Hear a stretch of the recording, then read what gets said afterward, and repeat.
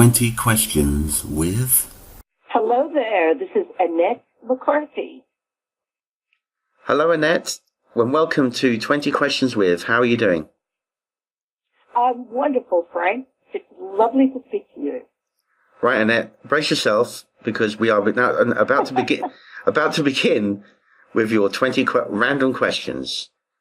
I'm ready. Okay, starting from now. What would you name your boat if you had one? Amelia. Oh, very nice. Any particular reason? Yes, that is my mother's, that is my mother's middle name, and my mother's passed, some 35 years ago now, and I've always loved that name. And I always thought it's very old-fashioned-y, and so it reminds me of my mom, and it's just a little enchanting name. Lovely. Are you a good cook?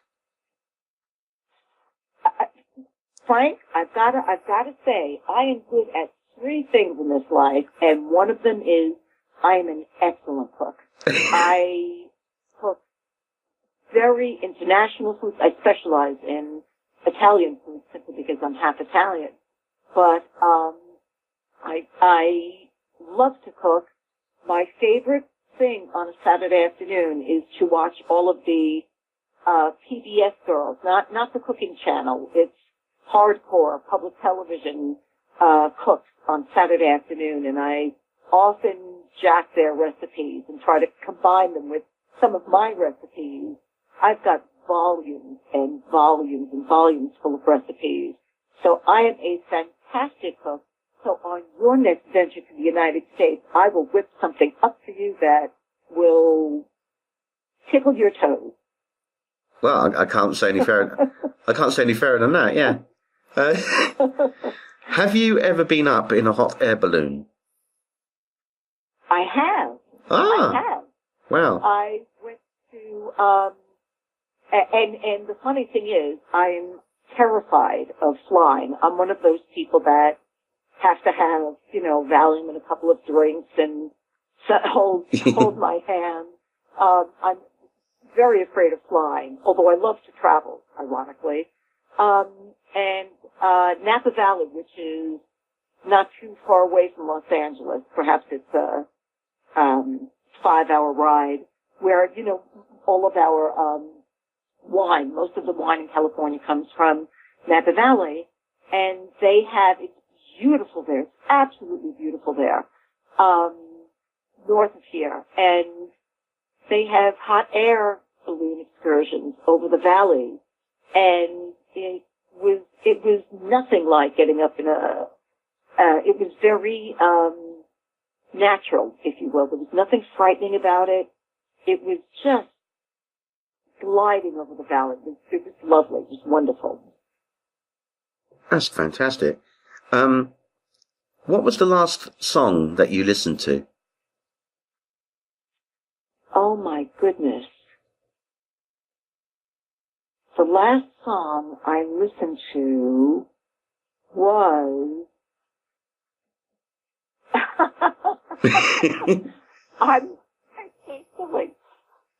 I like Willie Nelson just like the next person, but I've never gone to a Willie Nelson concert or necessarily went out and bought a Willie Nelson album or CD, or I don't have him on my download list.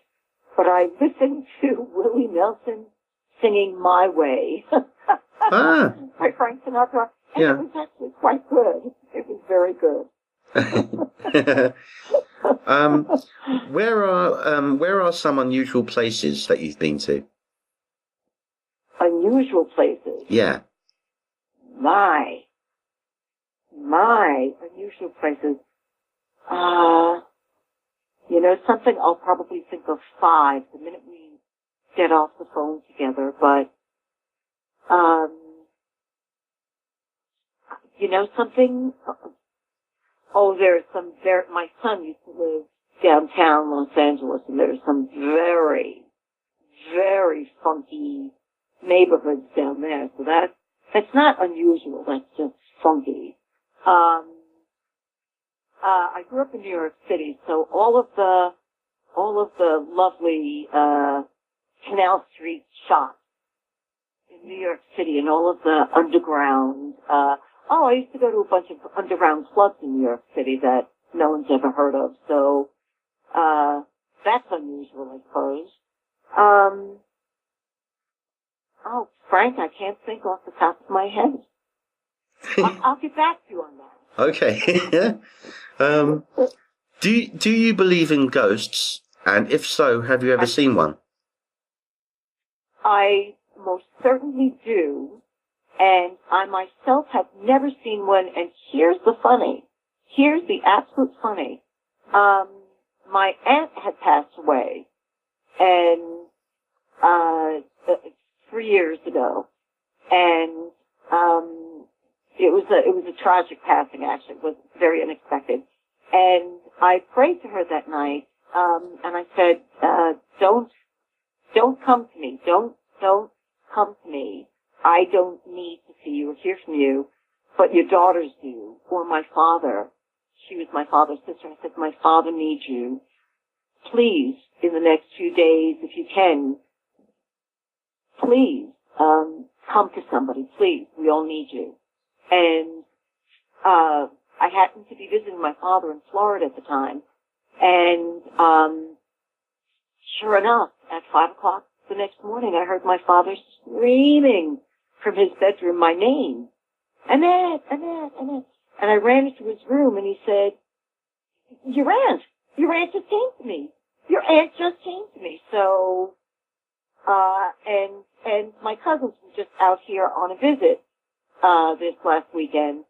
And they had told me stories of seeing their mother and their mother coming to them. So, and I've had very vivid dreams of my aunts and relatives, and so I have never seen one. I'm not fond of seeing.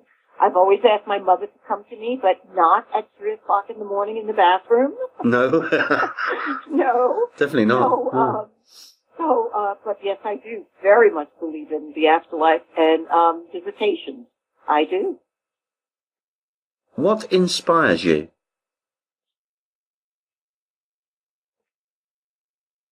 My son and I had this conversation. We went for a long walk last night, and he was talking about listening to, I forget the man's name, but it's a very, very, very, very, very wealthy man who's beginning to do podcasts and starting to give his money away. He's a very big philanthropist, and goodness and purity of spirit inspires me. When somebody is truly good, and I don't mean, goody two-shoes, and when somebody has pureness of heart in whatever the endeavor is, that inspires me very much. Yes, yeah. How ambitious are you?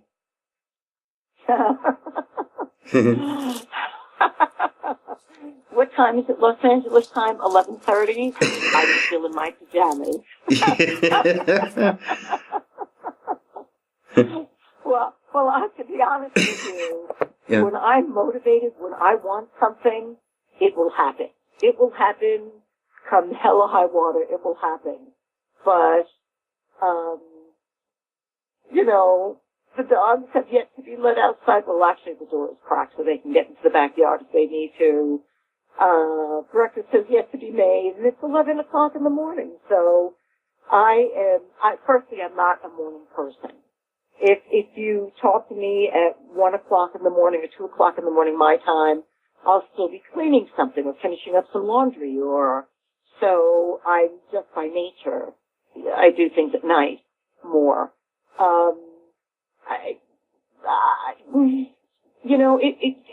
Honestly, it depends on the endeavor, actually. If it's something I want, I'm incredibly ambitious. If it's a doctor's appointment or, going to do something I'm, not completely thrilled with, I'll be lagging and taking my time. So it really does depend. By nature, I am not the most ambitious person. And, ironically, I'm always in a rush. I'm always in a rush, and I'm always, quick to get someplace. But, it really does depend. If it's seeing a great movie, I am manically ambitious to get out, get in the car, and get there before the preview starts. So it does depend. But as I said, I'm talking to you in my jammies at the moment. So, so there. Okay, next question, Annette. Here we go. What is your favourite animal? Thank you so much. It actually is, it's dogs and cats, to be honest with you. Yeah. We have dogs right now, and we've got 4 dogs right now, and, I love them all, desperately.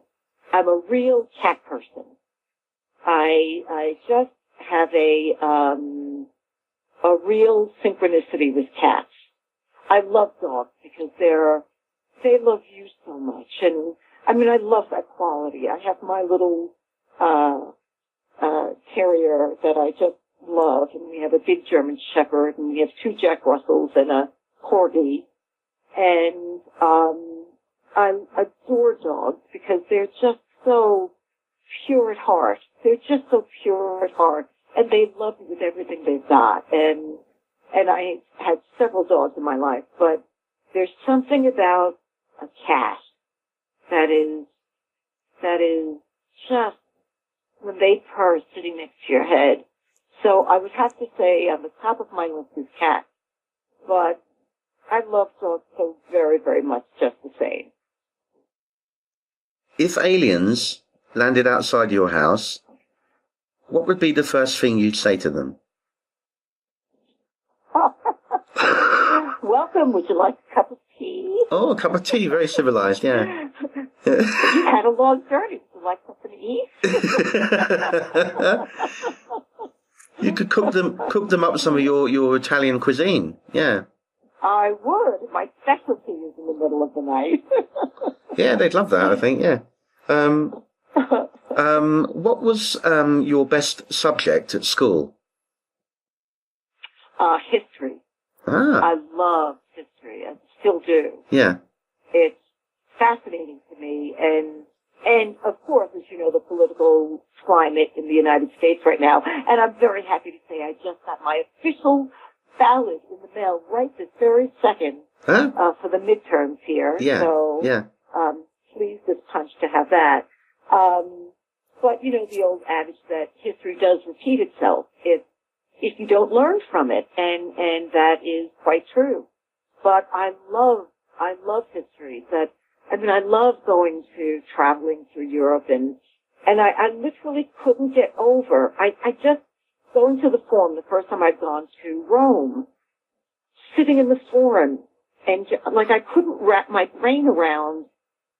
Wait a minute, Julius Caesar is buried there, right there, right in front of me, and this is where they held the Senate, and this is I couldn't leave. I couldn't, my husband at the time was like, okay, let's move on, we've got other things, and I was like, I can't break away, I can't leave, because this is where that happened, and so, history blows my mind, and still does, and it was my favorite then, and is my favorite now, still.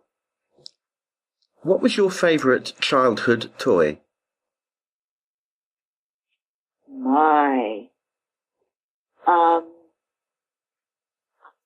I would have to say, we grew up very of meager means, lower class in Queens, New York, lower middle class, in Queens, New York. So and it was during the 60s, and when I was young, very young.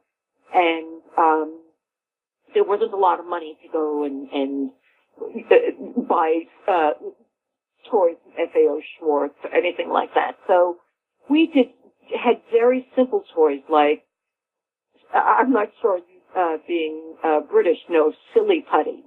It was something that was purchased in an egg, and it was like this rubber ball that you could press on the funny paper, and you would get the image back in your hand. And it was just, something as simple as that mesmerized kids for hours. Yeah, yeah. And so simple things like hula hoops and jump rope and silly putty and roller skates.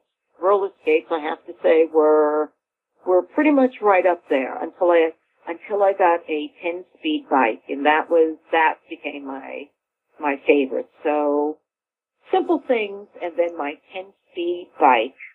That was my favorite. If you could invite a famous person from history to dinner, who would it be and why? Darnation, I've got a couple. Okay. Darn it, I've got a couple. Go with the couple if you want to. Yeah. Okay. Firstly, I would have Abraham Lincoln, simply because he was my favorite president, and because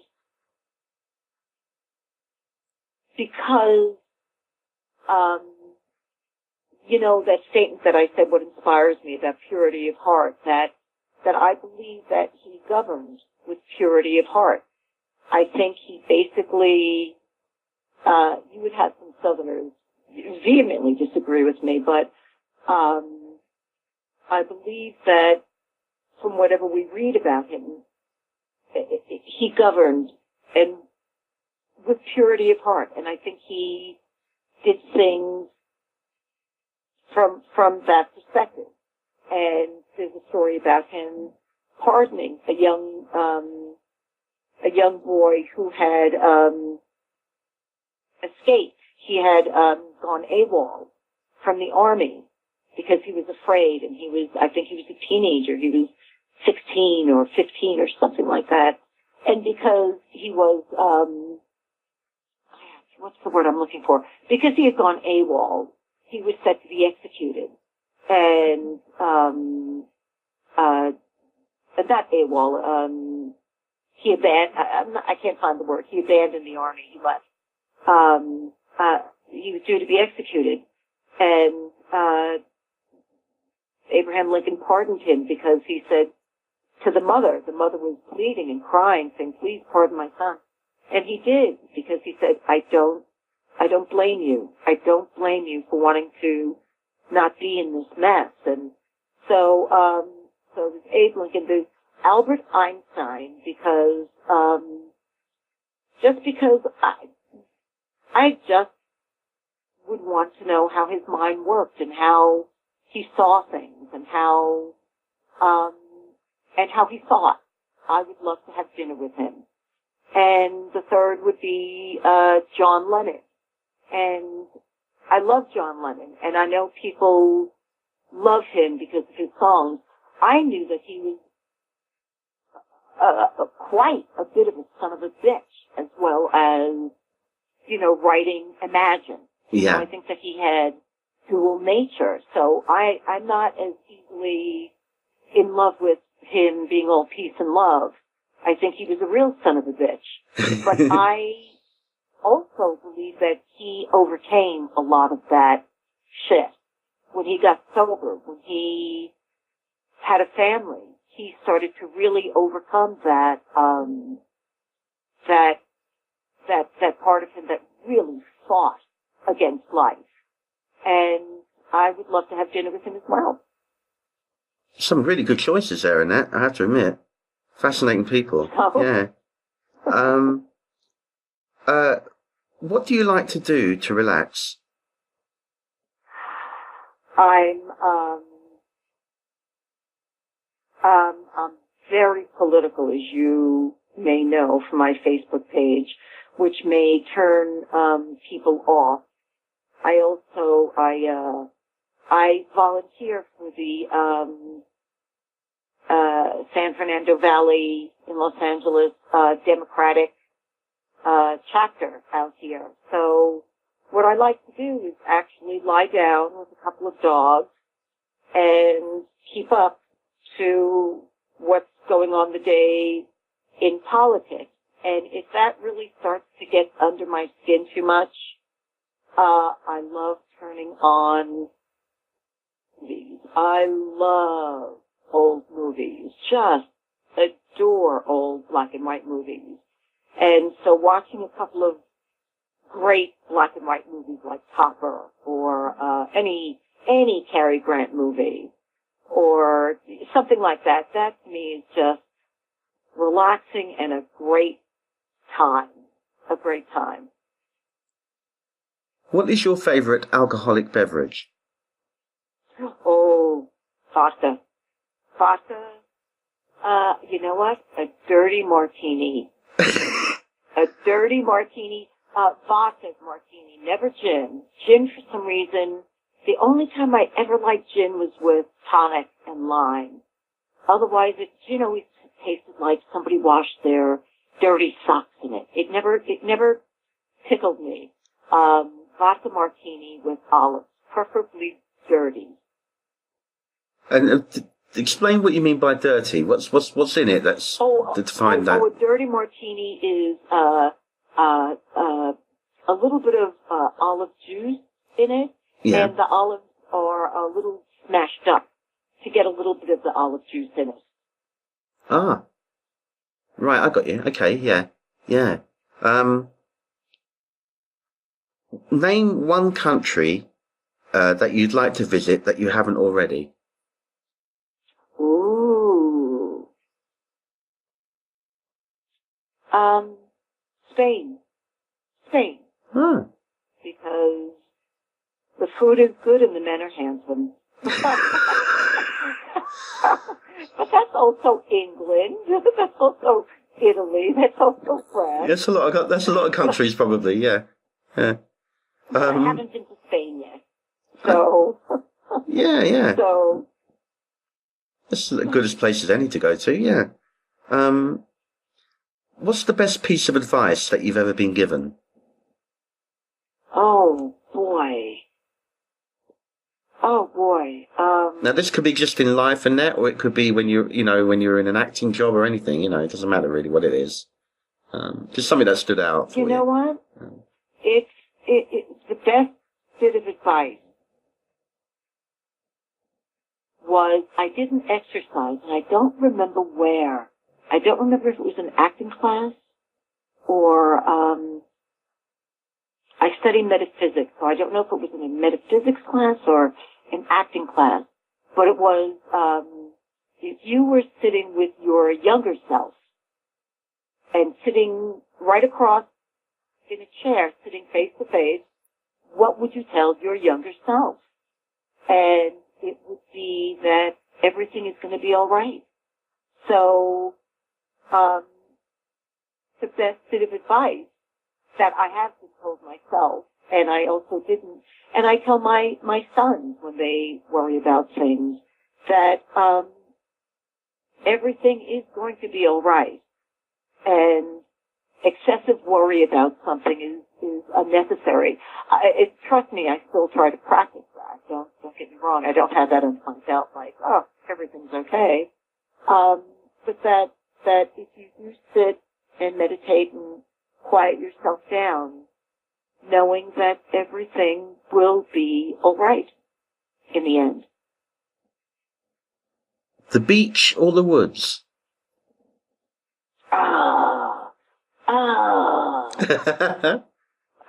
You're torn. Difficult. You're torn, Annette. You're torn. Yes, between them. Yeah. If I had to pick one, it would be the woods. Yeah. Do you think that dreams have meanings? I do, but I don't think that they mean what we think they mean.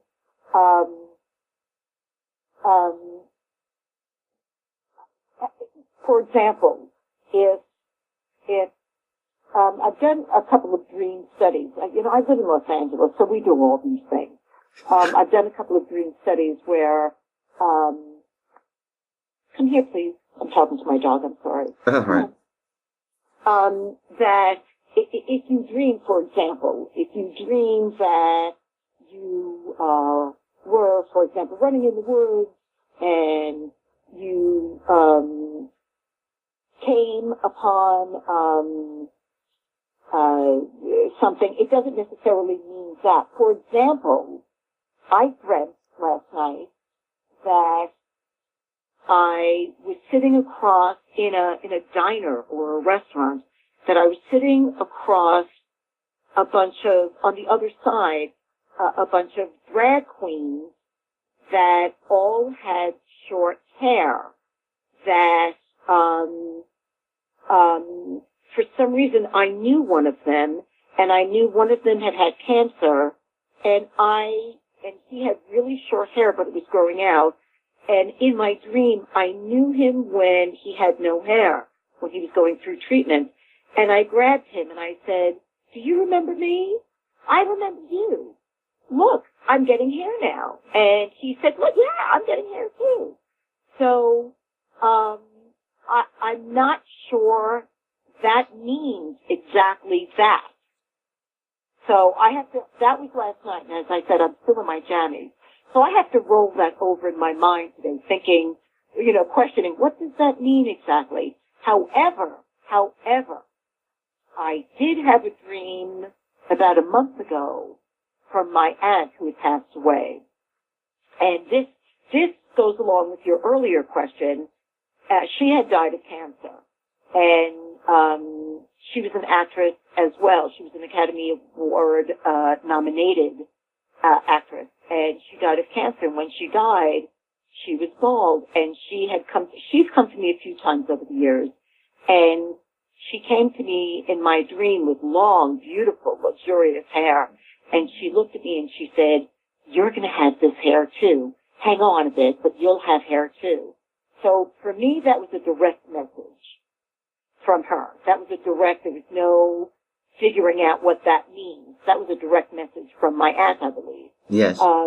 Meeting a group of drag queens with all wonderful makeup on and everything. I'm not sure what that means. So I have to figure that one out. So there, but I do believe that dreams have messages. They just aren't necessarily, I think you are the main star of your dream. So even if you dream about your father, for example, or your cousin, for example, it may be an aspect of you that if you dream your cousin is doing something and you have a lovely relationship, for example, with your cousin, that may be that part of you that's lovely that is doing something so I think that certain character players in our dreams are different aspects of ourselves. It doesn't necessarily mean that this is going to happen or that's going to happen. So I do believe dreams do have meaning. So yes.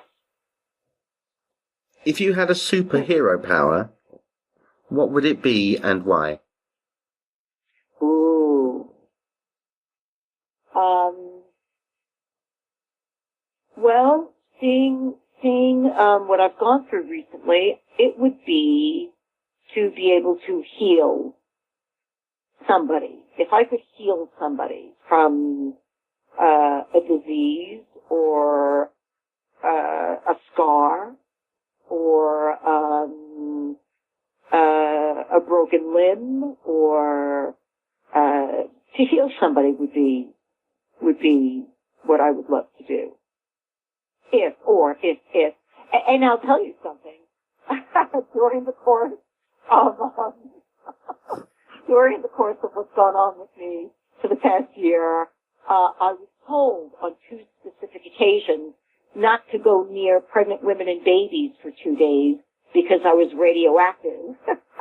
Oh, yes, of course. So many scans and things, and I thought, great, if I'm radioactive, I must have some kind of superhero power. So Yeah. So, let me get bitten by a spider right now. Let me get, so yeah, it would be to heal whatever is ailing somebody physically, or if I could extend it, emotionally. And that, Annette, is your 20 questions. Whee! You've done it. Yeah. I love this one. This is fun. Yeah. So we're all done now. You can relax now. Well, wonderful, and I shall. Yes. And I want to thank you so much, Annette, for taking part in this. It's been a pleasure talking to you. Oh, thank you, Frank. Pleasure is mine. And we'll be back with some more 20 questions very soon, guys. So until then, take care.